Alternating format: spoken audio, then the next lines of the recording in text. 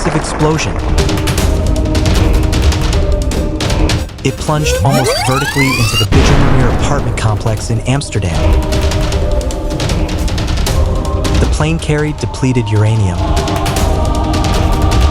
The cockpit voice recorder, CVR, was never found. The beginning of a mechanical tragedy. On the evening of October 4th, 1992, at John F. Kennedy International Airport, a Boeing 747-200F belonging to El Al Israel Airlines was preparing for a long journey to Tel Aviv, with a technical stop in Amsterdam. With the familiar exterior of a giant freighter, no one could have known that it hid a host of technical problems that had never been adequately addressed. The aircraft was nearly 13 years old, and according to maintenance records, it was due for a major overhaul in a few weeks. Before takeoff, U.S. aviation authorities had initially refused to grant clearance for the flight. The reason was clear. LAL's maintenance log showed that critical engine parts had not been inspected according to Boeing's procedures. But after a few exchanges and a quick check, the aircraft was still allowed to leave New York. At the time, no one thought a few lines in the maintenance log would be the start of one of the greatest aviation tragedies in Dutch history. The four Pratt & Whitney JT9D engines roared, lifting the steel mass of over 370 tons off the ground. Everything proceeded normally, according to schedule. But beneath the calm were tiny cracks in the engine suspension system, weak points invisible to the naked eye. They lay dormant for years, waiting for the exact moment when the plane entered the most vulnerable phase of its flight, immediately after leaving the runway. And that night, those cracks became the spark for a tragedy no one could stop. Warnings ignored. The flight segment from New York to Amsterdam lasted more than 7 hours, and right during that stage, the 747 had already begun to speak out. The flight crew reported several minor technical faults, ranging from an unstable autopilot system to abnormal voltage fluctuations and radio interference in the cockpit. To an outsider, these malfunctions might sound harmless. But to anyone who had worked with aircraft for decades, they were warning signs. A 747 never complains without reason, especially when these faults appeared simultaneously. When the plane landed at Amsterdam Schiphol, LL maintenance engineers were called in. They performed a quick inspection for a few hours. No parts were disassembled, no components were closely scrutinized. A few lines were added to the logbook. Problem temporarily fixed, qualified for continued operation. No one objected. In the industry, such decisions happen daily. Time pressure, the cost of grounding the aircraft, and the belief that it's fine for now normalized the minor faults. In reality, that 747 was not stable. It was pre-announcing its fate one system at a time. But at a busy airport like Schiphol, where hundreds of flights took off and landed every day, no one stopped to listen. And just a few hours later, as the sun began to set over Western Amsterdam, what was overlooked in the hangar would become the trigger of a mechanical catastrophe. A peaceful beginning. The LL 1862 flight crew that day consisted of 3 people. Captain Yitzhak Fuchs, 59 years old, a man who had spent over 3 decades in the skies. First Officer Arnon Ohad, 32 years old, younger but confident and disciplined, and Flight Engineer Gadlia Sofer, 61 years old, whose role was to ensure all systems operated correctly. They were all familiar names within the LL flight team, highly experienced, familiar with this huge Boeing 747 cargo plane as if it were their second home. AT-1821. The aircraft weighing over 300 tons began to taxi onto the Schiphol runway. The weather in Amsterdam that day was calm, without strong winds, ideal conditions for departing on a long-haul flight to Tel Aviv. The roar of the GE jet engines was steady, indicating a safe start. In the cockpit, nothing was unusual. All indicators were stable, all procedures were correctly followed.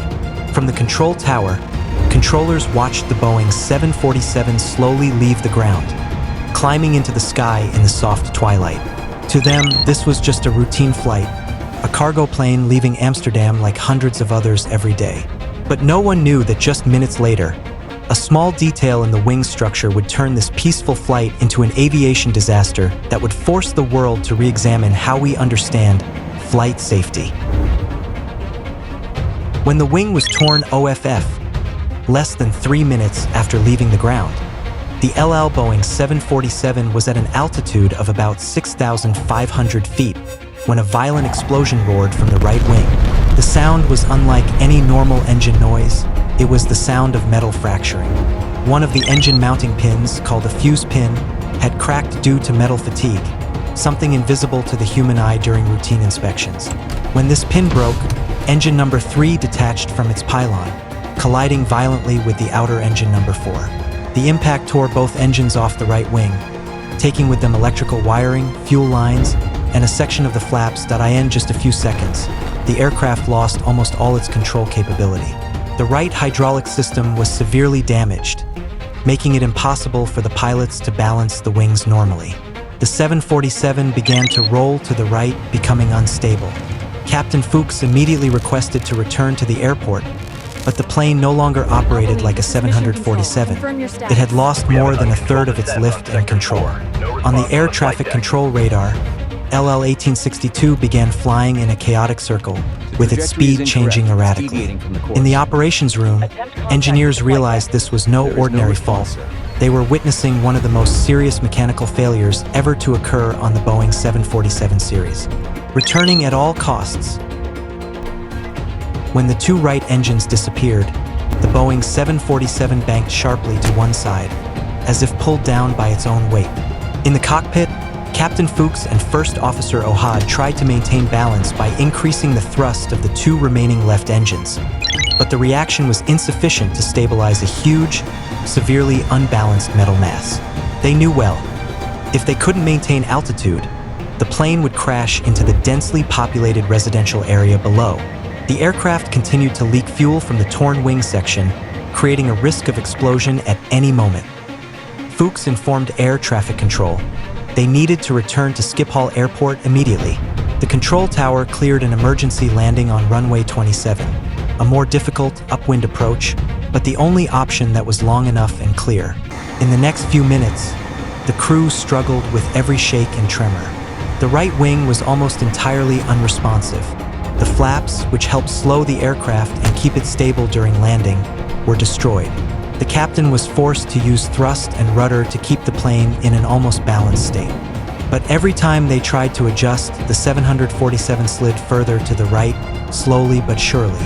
From the ground, people beneath the flight path saw a 747 flying at an abnormal bank angle, descending and leaving a thin smoke trail, a clear sign of an aircraft fighting for every second of existence.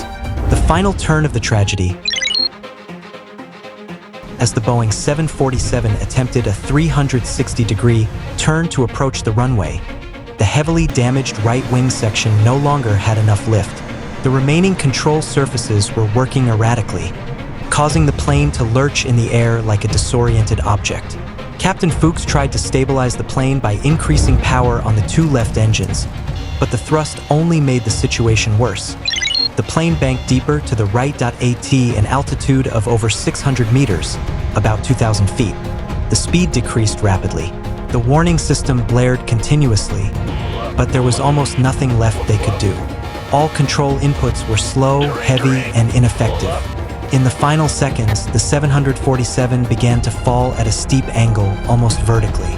The control tower lost radar contact immediately afterward. At 1835. The aircraft slammed into the Bijlmermeer apartment complex, one of the most densely populated residential areas in Amsterdam. The impact created a massive explosion, incinerating over 100 apartments and sending shockwaves throughout the city. The building collapsed in sections. Steel and concrete mixed in a sea of fire. No one aboard the aircraft survived. From a normal cargo flight, it became one of the worst aviation disasters in Dutch history, where minor technical faults, complacency, and sloppy maintenance procedures combined to create an irreversible end. The aftermath of silence. The crash of the LL Boeing 747 left a scene of desolation in the Bijlmermeer apartment complex. 43 people were killed, including the entire crew, an airline technician, and 39 residents of the building. Dozens of others were injured, and many lost their homes in an instant. But the disaster did not end there. In the months following the crash, residents in the area began to exhibit strange symptoms: persistent coughs, allergies, fatigue, and immune system problems that no one could explain. When information leaked that the plane was carrying depleted uranium and certain dual-use materials for military purposes, public opinion in the Netherlands erupted. The question was raised: why was a civilian cargo flight carrying such items, and who authorized it? The official investigation took place in a heavy atmosphere. Engineers and inspectors tried to determine the exact cause, but one detail complicated everything further: the cockpit voice recorder, CVR, which could have answered all questions, was never found. No data, no final words from the crew, only hypotheses and suspicions remained. 30 years later, this accident remains an unhealed wound in European aviation history, not just because of the lives lost, but because of the